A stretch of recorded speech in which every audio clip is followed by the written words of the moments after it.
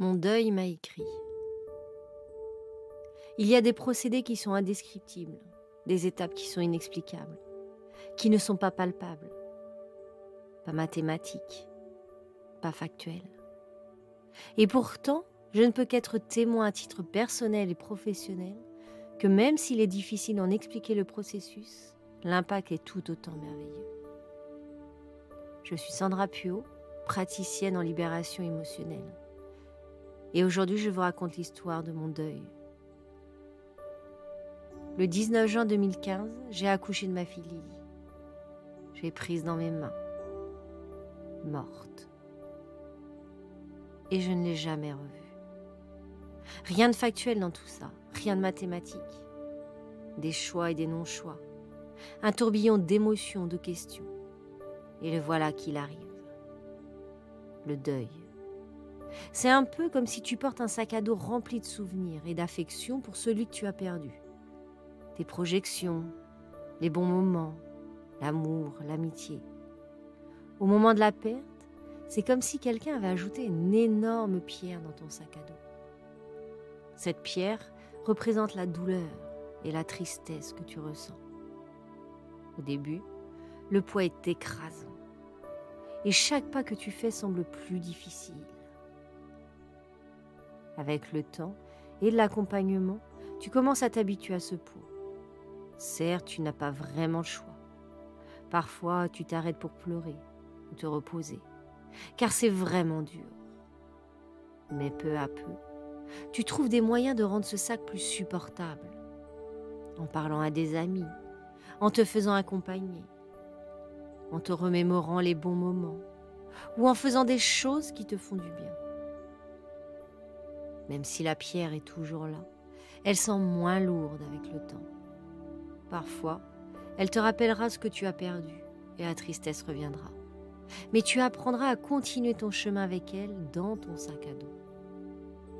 Le deuil, c'est donc ce voyage où tu apprends à marcher avec ce poids, en trouvant de nouvelles forces et en découvrant des paysages que tu n'avais jamais vus auparavant. Tu ne perdras jamais complètement la pierre, mais tu apprendras. En 2022, j'ai reçu une lettre de mon deuil. Ma chère Sandra, je t'ai placée là malgré ta volonté. Tu ne voyais pas où pouvait t'emmener ce chemin. Tu as été déséquilibrée, puis tu t'es ancrée. Ancrée à trouver un sens, à comprendre la raison de ce chemin. Tu as suivi ce battement d'ailes, tu l'as écouté. Tantôt il t'a blessé, tantôt il t'a guidé. Tu les as traversées, toutes ces émotions, sans t'en rendre compte parfois. Tu les as laissées venir, et je t'en remercie, car je sais ô combien elles ont pu être douloureuses. J'avais confiance en toi. Tu as avancé, et ça malgré les peurs.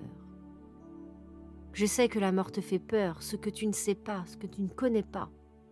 Mais je sais aussi tout le cheminement que je t'ai permis de faire grâce à moi.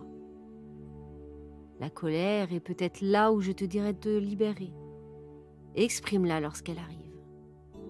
Lily a laissé une trace indélébile sur terre et tu as réussi à trouver le chemin qui t'a emmené vers son invisibilité physique. Je suis une bénédiction pour toi, tout comme ta fille.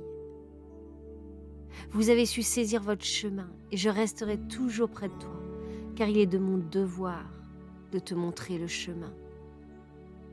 Amicalement, le deuil.